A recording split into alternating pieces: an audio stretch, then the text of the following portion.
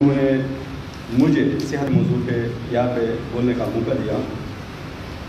پچھلے ہفتے میں نے سوشل میڈیا پہ ٹویٹر اکاؤنٹ پہ مراد سعید کو چیلنج کیا تھا کہ صحت کی نظام کے بارے میں، اسپیسیفکلی خیبر پختونخوا کی صحت کے نظام کے بارے میں آ کے کسی چینل پہ بیٹھ کے میرے ساتھ مناظرہ کرے تاکہ حقیقت عوام کے سامنے ہم پیش کر سکیں، تاکہ حقیقت عوام کے سامنے آ جائے۔ لیکن اس کا ابھی تک کوئی جواب نہیں آیا۔ وہ جواب آ بھی نہیں سکتا کیونکہ مجھے پتہ ہے کہ جو صحت کے نظام کا آرکیٹیکٹ ہے ڈاکٹر نوشیر انور، وہ اس صحت کے نظام کو ڈیفینڈ نہیں کر سکتے۔ کوئی بھی بندہ اس سسٹم، اس تباہی کا دفاع نہیں کر سکتا۔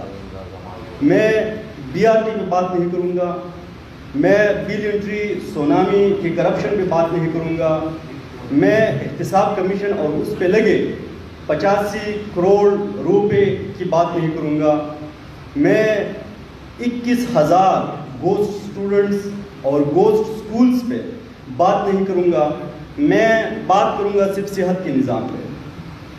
پچھلے سالوں میں انہوں نے خیبر پختونخوا میں ایک بڑا ہسپتال نہیں بنایا، اور جو ہسپتال یہ دکھا رہے ہیں سوشل میڈیا پہ کہ یہ ہم نے بنائے ہیں، وہ ہسپتال صرف یا تو ری انوگریشن انہوں نے کروائی ہے اور یا اپنے نام سے ویسی ہی منسوخ کیے ہیں، جس کا ریکارڈ میرے پاس موجود ہے۔ گورنمنٹ آف پاکستان کا ریکارڈ، خیبر پختونخوا کی حکومت کا ریکارڈ، وہ میں آپ کے ساتھ شیئر کروں گا، آخر میں آپ کو سب کچھ دوں گا۔ بچوں کی شرح اموات یہ بار بار ہٹ کر رہے ہیں گورنمنٹ آف سندھ کو کہ تھر میں بچوں کی شرح اموات بہت زیادہ ہے۔ میں آپ کو یو ایس ایڈ کی رپورٹ بتا رہا ہوں۔ یو ایس ایڈ کی رپورٹ ہے کہ خیبر پختونخوا میں بچوں کی شرح اموات تھر سے بھی زیادہ ہے، اور پچھلے 7 سالوں میں سندھ کی حکومت نے 37% امپرومنٹ کی ہے وہاں پہ۔ یہاں پہ یہ کوئی امپرومنٹ نہیں کر سکے۔ اس کے بعد پولیو کے کیسز کے بارے میں آپ کو بتاؤں گا۔ 2019 میں پولیو کے کیسز یہاں پہ ریکارڈ ہو گئے ہیں سارے پاکستان میں 147، جن میں 92 کیسز صرف خیبر پختونخوا کے تھے۔ اور ایم ٹی آئی ریفارمز کی اگر ہم بات کریں تو ایم ٹی آئی ریفارمز جس کی آڑ میں نوشیر انور صاحب نے صرف یہ کیا کہ یہاں پہ نچکاری کی گئی بڑے ہسپتال کی۔ یہاں پہ 9 بڑے ہسپتال تھے جس کی نچکاری کی گئی۔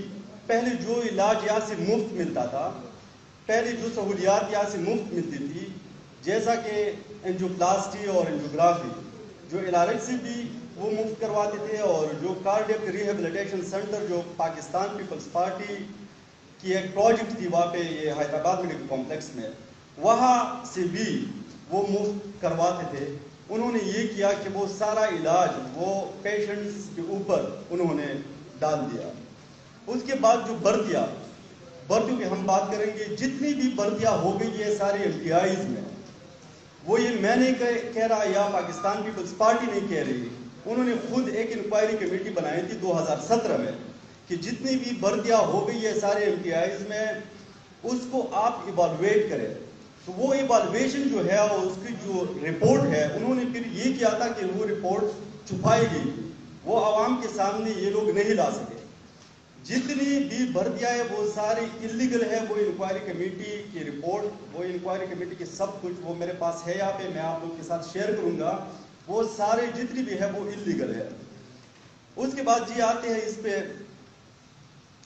انہوں نے یہ کیا کہ 2 سال بعد 2015 سے لے کے 2017 انہوں نے ایک آڈٹ کروایا وہاں سے شفا انٹرنیشنل سے، اور وہ آڈٹ رپورٹ جب آ گئی تو اس میں صاف یہ لکھا ہوا تھا کہ جتنے بھی ہسپتال ہے وہ پیشنٹ کیئر کے لحاظ سے، سوائے ایک ہسپتال جو ریفربشنگ کے لحاظ سے HNC، وہ تھوڑا سا بہتر ہو گیا ہے، باقی پیشنٹ کیئر کے لحاظ سے جتنے بھی ہسپتال ہے وہ بد سے بدتر ہو گئے ہیں۔ وہ آڈٹ رپورٹ انہوں نے چھپائی تھی، ہمیں وہ آڈٹ رپورٹ مل گئی تھی اسی وقت، اور ہمارے پاس پڑی ہے وہ آڈٹ رپورٹ 128 پیجز وہ آڈٹ رپورٹ ہے۔ آپ لوگ مجھے اپنی ای میل ایڈریسز دے دیں، میں آپ لوگ کے ساتھ بھی شیئر کروں گا۔ اور ان ساری چیزوں کو دیکھ کے سپریم کورٹ نے ایک فیصلہ دیا تھا کہ جتنی بھی BOGs، بورڈ آف گورنرز، ان سارے ہسپتالوں کی جتنے بورڈ آف گورنرز بنے ہوئے ہیں، سارے فوراً تحلیل کی جائے، یہ ڈیزالو کیے جائے اور ان کی جگہ نئی بورڈ آف گورنرز بنائے جائے. لیکن اصل میں مسئلہ یہ ہے کہ نہ صرف وہ سارے لوگ جو انکوائری رپورٹ نے ان کی اپوائنٹمنٹس کو انلیگل قرار دے دیے تھے، جو سارے اپوائنٹمنٹس تھے وہ بھی آپ کام کر رہے ہیں، اور وہ بھی سارے بورڈ آف گورنرز اپنی اپنی جگہ پہ وہ کام کر رہے ہیں، کوئی بھی کسی کو کچھ نہیں ہوا. اس کے بعد جی ایک ڈی اے خان کے جو چیئرمین ہے بیو جی، وہ کنوکٹڈ ہے، اس پہ ایک ایف آئی آر کٹ گئی ہے کار لفٹنگ کے کیس میں، ارشد استوارہ، اور وہ رپورٹ بھی، وہ ایف آئی آر کی رپورٹ میرے پاس یہاں پہ پڑی ہے، میں آپ لوگ کے ساتھ شیئر کروں گا. اس کے بعد پھر یہاں پہ خیبر پختونخوا پہ آتے ہیں. بھائی یہاں پہ کوئی specialized health care unit, national institute of cardiovascular diseases ہے، اور وہ 2019 میں ساری دنیا میں it was on the top of, ساری دنیا میں ٹاپ پہ تھا کارڈیک سروسز میں، فری کارڈیک سروسز میں. یہاں پہ ان کے پاس ایک یونٹ بھی نہیں ہے کارڈیوواسکولر سروسز کے لیے.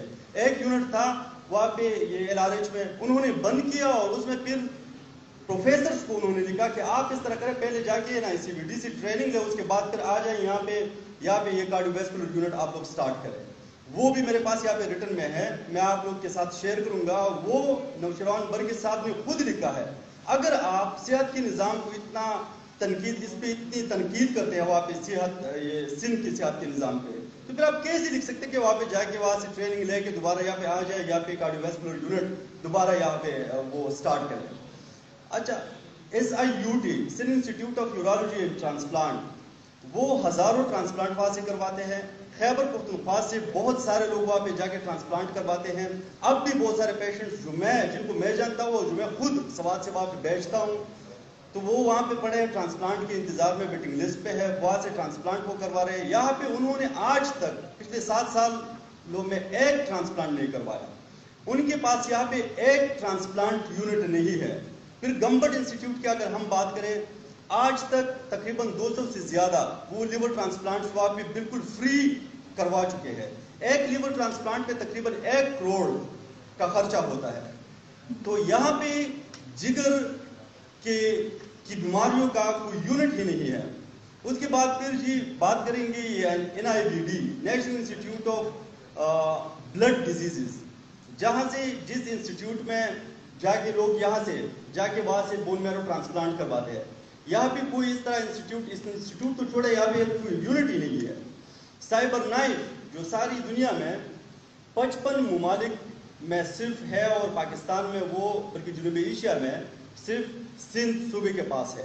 باہر کے ممالک سے وہاں پہ علاج کروانے کے لیے لوگ آ رہے ہیں. اس کے بعد آٹزم سینٹر صرف سندھ کے پاس ہے، یہاں پہ کسی کے پاس اور نہیں ہے. پھر اگر ہم پینڈیمک کی بات کریں، پینڈیمک کو جس طریقے سے انہوں نے ٹیکل کیا یہاں پہ خیبر پختونخوا میں، میرے خیال میں اس کا موازنہ اگر ہم سندھ سے کرتے ہیں تو یہ ہم سندھ کے ساتھ زیادتی کریں گے. کیونکہ سندھ والوں نے آئسولیشن بیڈز جو مقرر کیے تھے، وہ 2432 آئسولیشن بیڈز مقرر کیے تھے پر ملین پاپولیشن. یہاں پہ صرف 24 آئسولیشن بیڈز پر ملین پاپولیشن انہوں نے وہ کیے تھے، مقرر کیے تھے. کوارنٹین بیڈز کی اگر ہم بات کریں تو یہاں پہ صرف 87 بیڈز انہوں نے مقرر کیے، اور وہاں پہ جو کوارنٹین بیڈز تھے وہ 2336 کوارنٹین بیڈز تھے. یہاں پہ مورٹیلٹی ریٹ جو ہے خیبر پختونخوا کی وہ سب سے زیادہ ہے 3.7%. سندھ کی مورٹیلٹی ریٹ پینڈیمک کی میں بات کر رہا ہوں وہ 1.6% ہے. پھر سندھ کی اگر ہم بات کریں ٹیسٹنگ کیپیسٹی، وہ بڑھا چکے تھے. پچھلے دن کی میں بات کروں گا کہ انہوں نے 15,000 ٹیسٹ وہاں سے کیے، اور 19 لیبارٹریز وہاں پہ کام کر رہی ہیں اس کے لیے، یہ ٹیسٹنگ کے لیے. یہاں پہ صرف 4 لیبارٹریز ہے، اور جو ان کی ٹیسٹنگ کیپیسٹی میکسیمم جو ہے وہ صرف 3,000 ہے. اس کے بعد اگر ہم اسی پہ بات کریں یہ صحت انصاف کارڈ پہ، تو یہ صرف ڈرامہ ان لوگوں نے رچایا ہوا ہے. صحت انصاف کارڈ جو آج سارے تقریباً پرائیویٹ ہاسپٹلز میں بند ہیں، وہ لوگ کہہ رہے ہیں کہ ہمارے ساتھ دھوکہ ہو رہا ہے، یہ لوگ ہمیں پیسے ہی نہیں دے رہے. ایل آر ایچ میں یہ خود جو ان کا ہسپتال ہے اپنا پبلک ہسپتال ہے LRH میں بھی یہ بند تھا لیکن اب انہوں نے وہاں پہ کھول دیا ہے.